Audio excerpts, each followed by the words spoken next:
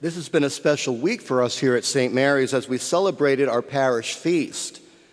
Last Tuesday, we honored the Holy Name of Mary, the actual feast day of our parish, with a special holy hour at 7 o'clock. And last night, we hosted our annual parish festival, third annual from what I understand. And it was a really good time. If you didn't make it, I hope you'll plan to do so next year.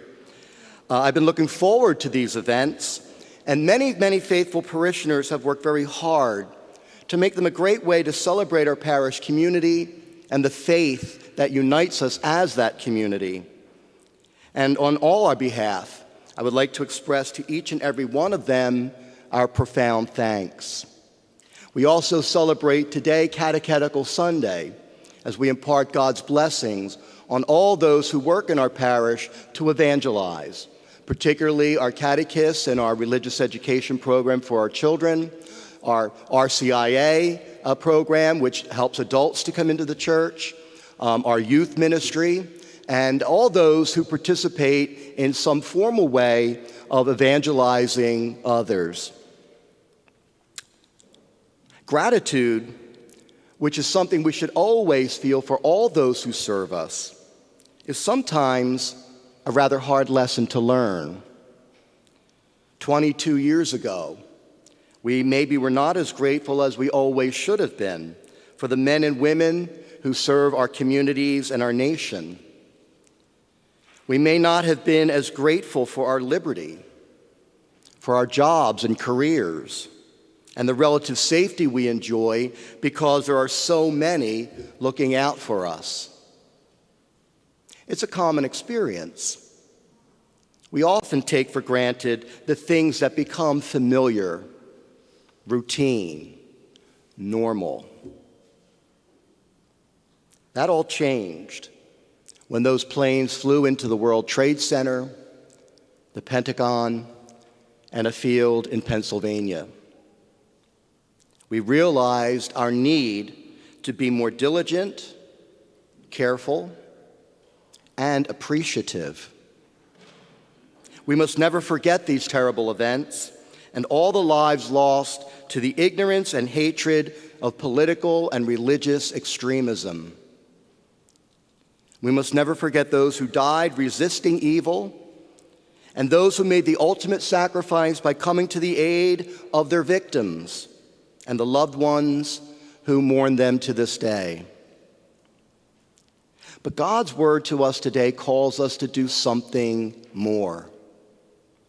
Something we sometimes may be loath to do, to forgive.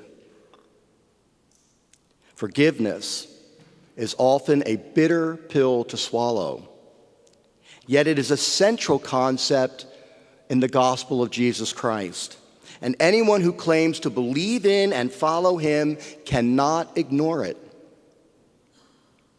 Now, of course, this isn't always an easy thing to do. How can we forgive the terrorist? Whether the terrorists of 9/11 or those who perhaps terrorize us on the schoolyard, in the classroom, at the workplace, or sometimes even in our own homes. Forgiveness is often the hardest aspect of living Christian faith.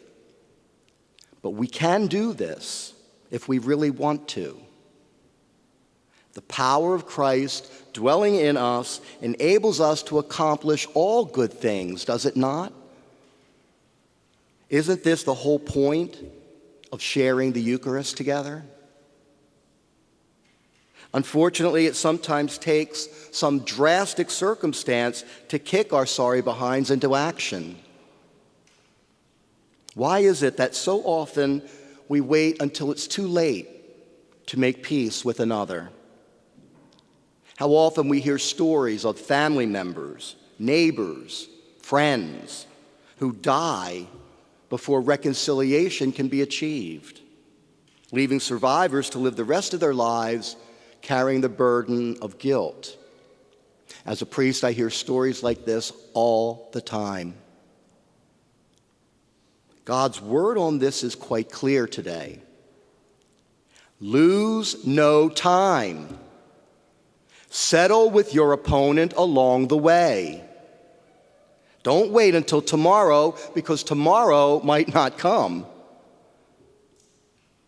How could we have any part in God's everlasting kingdom, a place and time that is free of pain, of sorrow, of anger and jealousy and greed, of selfishness and self-righteousness and every other form of evil, if we try to enter it while still carrying some grudge against another? What makes us think our attitudes will miraculously change? If we are true believers and take our faith seriously, then let's not worry so much about the externals of religious devotion, important though they are, but focus our attention more on our willingness, or our lack thereof, to take to heart the message being delivered today. Let's be more intent on forgiving each other from the heart, not just the head. Let's renew ourselves in this and every Eucharist as a people of forgiveness and reconciliation, as the sign of peace we exchange before receiving communion is meant to signify. If we want to draw more people to us, I can't think of a better way. Let's work at foregoing pride, prejudice, jealousy, and all other forms of self-centeredness, and risk forgiving as we want ourselves to be forgiven. This is the hallmark of the true Christian. Or is this a price too high? Is this a cross too heavy? Is it just too much easier to submit to the thirst for revenge and remain cooped up in our comfortable, self-righteous grudges?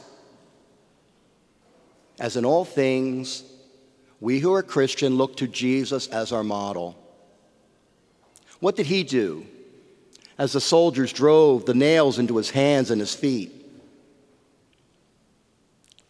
Then let us have the wisdom, the courage, the faith, hope, and love to do the same.